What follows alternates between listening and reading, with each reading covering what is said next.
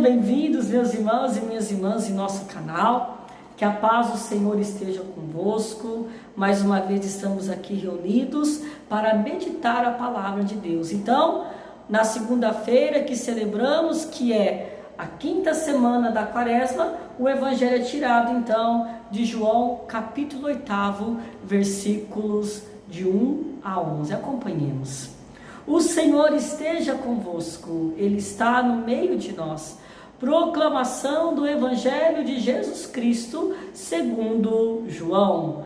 Glória a vós, Senhor.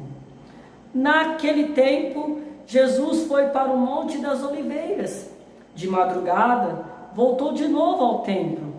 Todo o povo se reuniu em volta dele. Sentando-se, começou a ensiná-los. Entretanto, os mestres da lei e os fariseus trouxeram uma mulher surpreendida em adultério. Colocando-a no meio deles, disseram a Jesus: Mestre, esta mulher foi surpreendida em flagrante adultério. Moisés da lei mandou apedrejar tais mulheres. Que dizes tu? Perguntava isso para experimentar Jesus e para terem motivo de o acusar. Mas Jesus, inclinando-se, começou a escrever com o dedo no chão. Como persistissem em interrogá-lo, Jesus ergueu-se e disse: Quem dentre vós não tiver pecado, seja o primeiro a tirar-lhe uma pedra. E tornando a inclinar-se, continuou a escrever no chão. E eles, ouvindo o que Jesus falou, foram saindo um, a começar pelos mais velhos. E Jesus ficou sozinho, com a mulher que estava lá no meio em pé. Então Jesus se levantou e disse: Mulher, onde estão eles? Ninguém te condenou? Ela respondeu: Ninguém, Senhor. Então Jesus lhe disse: Eu também não te condeno. Podes ir e de agora em diante não peques mais. Palavra da salvação. Glória a vós, Senhor. Então, meus irmãos, nesta segunda-feira, quando somos chamados a meditar a palavra de Deus, o Senhor fala ao nosso coração, para que nós nos encontremos com a sua misericórdia. E nós sabemos que a misericórdia do Senhor nos coloca para a vida, nos faz ressuscitar, nos coloca em pé. Agora, quando nós paramos na condenação da própria vida, nós, meus irmãos, ficamos na amargura e na tristeza. Por isso que então, ao escutarmos este Evangelho, ao meditá-la, nós precisamos aqui trazer em mente a importância que Jesus deu para aquela mulher. Aquela mulher, ao redor dela, tinha uma multidão, vozes que a condenavam.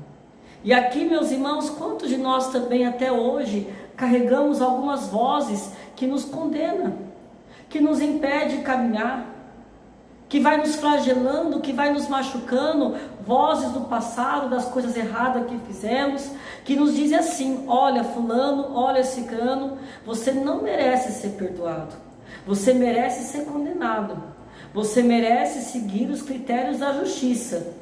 O que você fez foi errado, você não merece o perdão, você não merece o recomeço, você não merece a vida nova.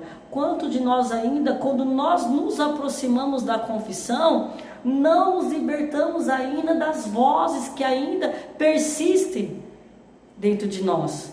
E não é as vozes da multidão, mas vamos aqui trazer a multidão dos nossos pecados, a multidão das nossas decepções, a multidão das nossas amarguras, a multidão, meus irmãos, de um tal perfeccionismo que não aceita errar, a multidão, podemos dizer que dentre essa multidão existe o pecado do orgulho, da soberba, e aqui entra-se, meus irmãos, uma realidade: ou nós nos aproximamos de Jesus e nos convertemos, ou nós usamos aqui uma outra ferramenta que não é nada eficaz, mas que se torna um efeito anestésico, que é, meus irmãos, o comportamento dos fariseus, que é a própria hipocrisia.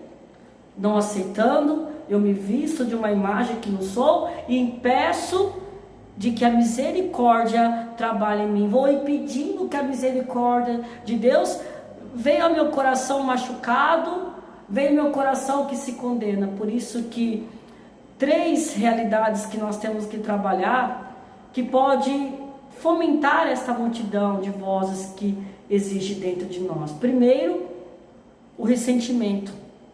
Eu posso ficar ressentindo a vida inteira por algo que eu fiz de errado, o que os outros fizeram. Então aqui nós temos que trabalhar isso, porque quanto mais eu vou ressentindo, eu vou trazendo o efeito, a causa daquilo que aconteceu, eu vou ainda remoendo, e este é um perigo enorme que nos atrapalha. Quando eu não procuro viver ao contrário, meus irmãos, do ressentimento, não procuro viver uma vida nova, não procuro sentir a graça de Deus, eu vou ressentindo o passado, ressentindo as coisas erradas que eu fiz, ressentindo as realidades que me machucaram, e elas vão se tornando presentes na minha vida. O outro ponto que nós podemos aqui trabalhar também, que é o complexo de culpa, né? A gente tem um complexo da culpa, nós nos autocondenamos, uma autocondenação, a gente se condena. Então, diante do que eu fiz, eu só vou ressonando, eu só vou fazendo, né, que isso possa ser mais forte. Eu não mereço, eu não mereço, eu não mereço, eu não mereço. Claro, diante das nossas humanidades, diante do que eu fiz, a gente pode pensar assim. Mas quando nós buscamos a mudança em Deus e nós experimentamos o amor de Deus e a sua misericórdia, esta misericórdia, é a pessoa de Jesus que tem que estar no centro. É Ele que tem que estar no centro. Quem está no centro? As minhas culpas? Então eu nunca vou buscar a misericórdia. Quem está no centro? Os meus ressentimentos. E aí vence depois, meus irmãos, o terceiro inimigo, que é o quê? O complexo, a síndrome da inferioridade. Sentimos indignos da graça de Deus. E aqui, meus irmãos, podemos até ter tudo isso que nós falamos, essas 3 realidades, esses 3 inimigos. Só que precisamos, meus irmãos, enfrentá-las com Jesus, nos aproximando com Jesus. Então não é eu que tenho que estar no centro para enfrentar essas realidades, como esta mulher. Ela se colocou no centro, ela foi jogada no centro. O que acontece? Quando nós paramos no ressentimento, né, no complexo de culpa, da inferioridade, nós nos centralizamos. O nosso ego ferido se torna o centro, o pecado se torna o centro, a morte é certa. Mas quando nós somos acolhidos por Jesus e nós confiamos, é Ele que assume essa centralidade. E a sua vida e o seu amor é o que transparece, é a misericórdia que aparece e é o que nos dá a vida. Que nós possamos pedir isso ao Senhor, que não possamos estar no centro para enfrentar essas coisas, mas que Jesus possa entrar aonde nós não poderíamos estar e enfrentar tudo isso. Porque se não for por Jesus, meus irmãos, a morte é certa, a condenação acontecerá, e a indignidade nos destruirá. Que o Senhor nos ajude então nessa segunda-feira, para que assim nosso coração nesse dia, para que nosso coração seja cada dia mais receptor da misericórdia do Senhor. Louvado seja o nosso Senhor Jesus Cristo, para sempre seja louvado. Em nome do Pai, do Filho e do Espírito Santo. Amém. Fique com Deus.